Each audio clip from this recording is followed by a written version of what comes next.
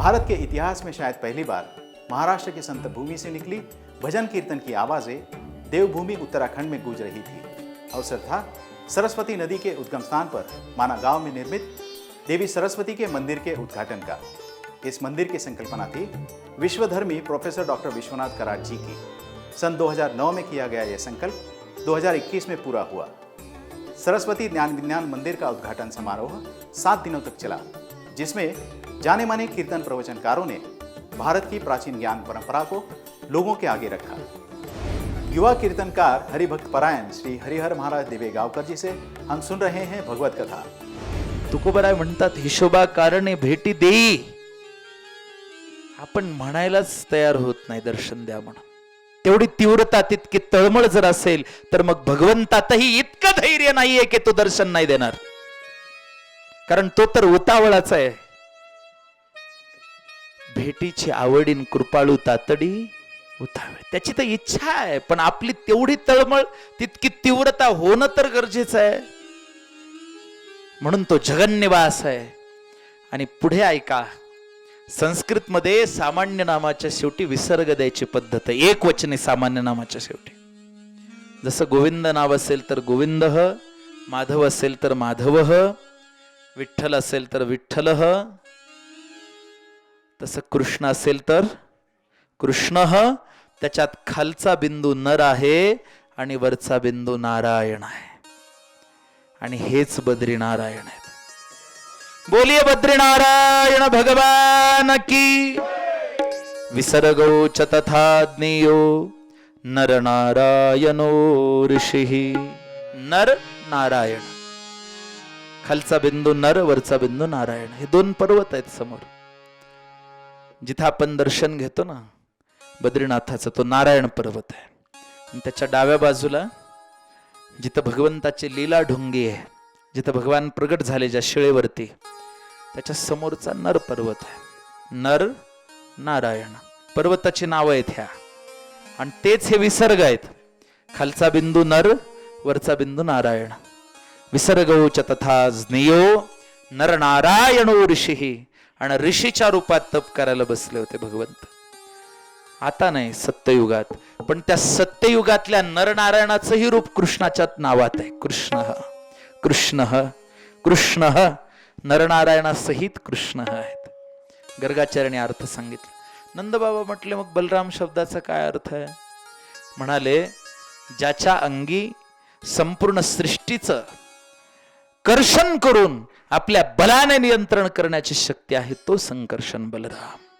सृष्टिश्च कर्षणम कुरुते तथा बलेन नियतात्मनः नियम्याभ्यो हो स बलराम इति प्रोच्यताम. त्यांचं नाव बलरामजी आहे. नामकरण झाला. मग गर्गाचार्य म्हणाले, यशोदे आता भूक लागली, भजन के बाद भोजन अवश्य होना चाहिए, मगर भजन के बाद होना चाहिए और भगवान के स्मरण के साथ होना चाहिए. आणि मग यशोदा मैयाने सांगितलं, बाबा मी छान स्वयंपाक केला, तुम्ही जेवायला बसा. गर्गाचार्य म्हणाले, माते आम्ही ब्राह्मण आहेत, तुमच्या हातचं खात नाही, मला वेगळा स्वयंपाक करावा लागेल. सीधा द्या. काय द्या? सीधा. सीधा कशाला म्हणतात? सीधा किसे कहते हैं? जो टेढ़ा नहीं होता वो ज्या अन्नामध्ये 3 प्रकारचे दोष नाहीयेत ते अन्न सिद्ध आहे. जाती दोष, संस्कार दोष आणि ग्रहण दोष. जाती दोष म्हणजे काही अन्नच मुळात खाऊ नये. जसं वाताचा त्रास असेल तर वटाणे खाऊ नये, फुलकोबी खाऊ नये, मुळा खाऊ नये, वातळ वावळं वावडिंग खाऊ नये. बरं, मग ज्याला पित्ताचा त्रास आहे त्याने पित्तवर्धक खाऊ नये, कारण त्याच्या जाती दोष आहे. त्यांनी आता काय काय खाऊ नये ते सांगत बसत नाही मी, तुम्हाला माहित आहे सगळं. पण थोडक्यात सांगतो, जाती दोष त्याला म्हणतात जे अन्न मुळातच अंगीभूत दोषांनी युक्त आहे, वातपित्त कफादी, त्याचं नाव आहे जाती दोष. आता तुम्ही म्हणाल जाती दोषामध्ये काही लोक अभक्ष भक्षण करतात, ते नाही का? ते अभक्षच आहे, ते अन्न नाहीच आहे. त्याला फक्त एकच नाव आहे शास्त्रामध्ये, काय?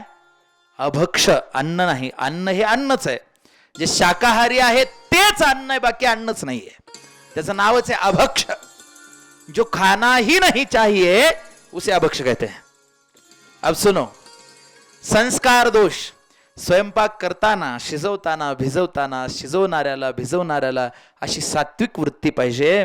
मनामध्ये असा विचार पाहिजे की मी हे जे तयार करतोय, करतीये, हे भगवंतासाठी नैवेद्य रूपात हे जे मी तयार करतो ना, हे माझ्या लालासाठी, माझ्या कन्हैयासाठी अशा पवित्र भावनेनं तयार करावं, म्हणजे त्याच्यात संस्कार दोष येत नाही.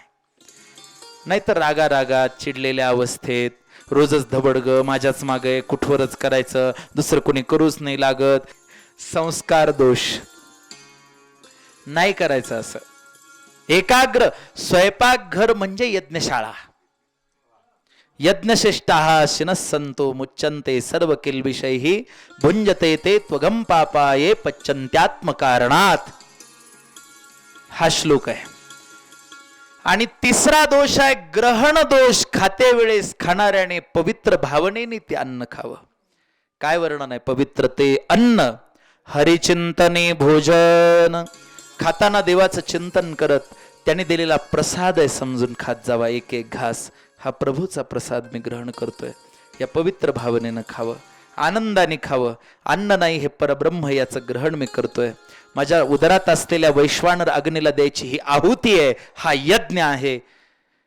काय सांगितलंय? अहम वैश्वानरो भूत्वा प्राणिनाम देहमाश्रितः प्राणापान समायुक्त पचाम्य अन्नम चतुर्विधम.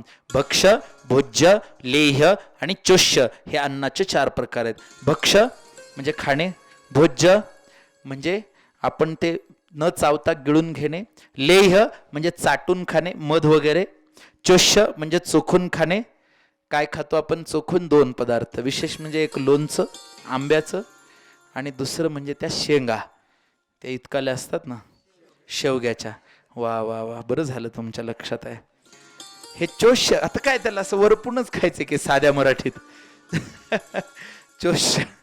आणि ह्या 4पेक्षाही काही जण 5व्या प्रकारे खातात, ते काय मी सांगत नाही, जाऊ द्या.